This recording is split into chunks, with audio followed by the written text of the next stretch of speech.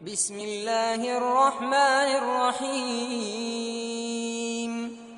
جو اللہ تعالیٰ کے اپنے بندوں کے ساتھ وعدے ہیں، ادعونی استجب لکم،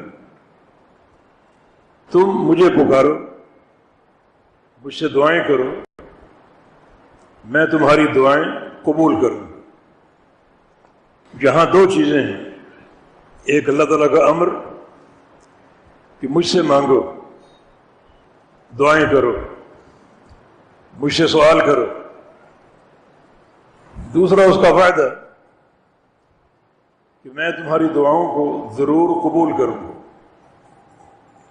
یہ خالق کائنات کا وعدہ ہے، اور ہمیں اس وعدے کی پوری تصدیق کرنی، اس وعدے کو پورا یقین پیدا کرنا ہے کہ ہم جو بھی دعا کریں گے، اگر ہماری طرف سے کوئی مانع نہ ہو، رکاوٹ نہ ہو، تو اللہ رب العزت ہماری دعائیں ضرور قبول کرے گا۔ ایک اور مقام پر فرمایا، اجیب دعوت الداع اذا دعان، دعا کرنے والا جب بھی مجھ سے دعا کرے گا میں اس کی دعا قبول کروں گا۔ شریعت مطہرہ میں جہاں بھی دعا کا ذکر ہے، ساتھ ہی ساتھ دعا کی قبولیت کا وعدہ بھی ہے،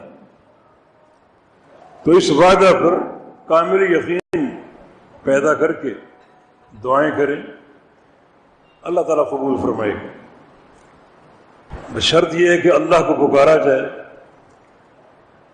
اسی سے دعائیں کی جائیں، اس کے علاوہ کوئی نہیں جو پکارے جانے کے قابل ہو یا دعاؤں کے قابل ہو۔ وَمَنْ أَضَلُّ مِمَّنْ يَدْعُو مِن دُونِ اللَّهِ مَنْ لَا يَسْتَجِيبُ لَهُ إِلَى يَوْمِ الْقِيَامَةِ هُمْ عَنْ دُعَائِهِمْ غَافِلُونَ۔ فرمایا کہ اس سے بڑا کوئی گمراہ دنیا میں ہے ہی نہیں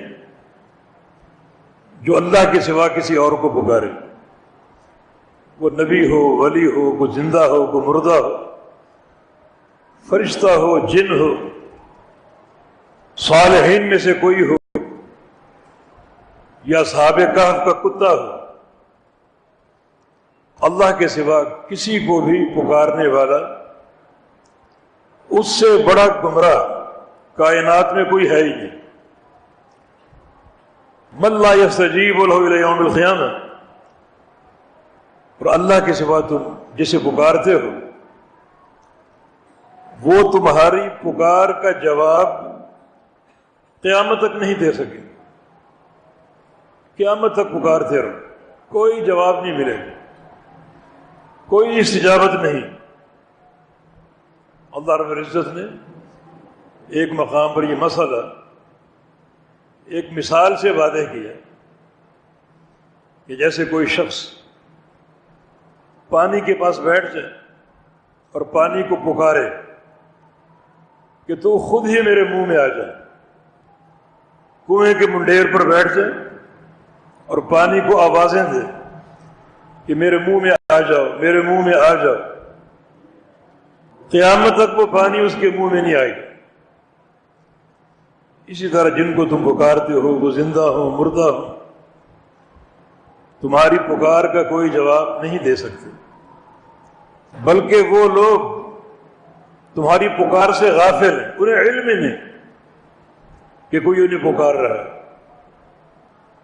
انہیں اس بات کا ادراک ہی نہیں کہ کوئی انہیں پکار رہا ہے۔ اور کل جب قیامت قائم ہوگی، سن لو،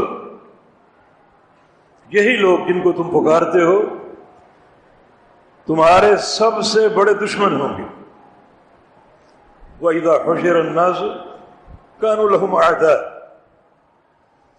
جب لوگوں کو جمع کیا جائے گا میدان محشر میں تو یہ لوگ جن کو تم پکارتے ہو تمہارے سب سے بڑے دشمن ہوں گے، اور تمہاری اس پکار کا وہ انکار کر دیں گے، ہم اس سے بری ہیں، ہمارا اس سے کوئی تعلق نہیں۔ تو اس کے برعکس جو خالق کائنات کا امر اور وعدہ ہے اس پر غور کیوں نہیں کرتے؟ ادعونی استجب لکم، مجھے پکارو، مجھ سے دعائیں کرو، میں تمہاری ہر دعا قبول کروں۔ امر بھی ہے اور وعدہ بھی ہے۔ ہم نہیں جانتے تھے کہ ہم کسے پکاریں۔ اللہ تعالی نے ہمیں حکم دیا، جو ہمارا خالق اور مالک ہے، کہ مجھے پکارو اور صرف مجھے پکارو۔ ہم نہیں جانتے تھے ہماری دعائیں، ہماری پکار کون سنے گا اور کون قبول کرے گا۔ اللہ پاک نے خبر بھی دی اور وعدہ بھی کیا کہ تمہاری ہر پکار میں سنتا ہوں اور میں قبول کرتا ہوں۔ تو یہ ایک وعدہ کتاب اللہ میں موجود ہے، مجھے پکارو، میں تمہاری پکار، تمہاری دعا قبول کروں۔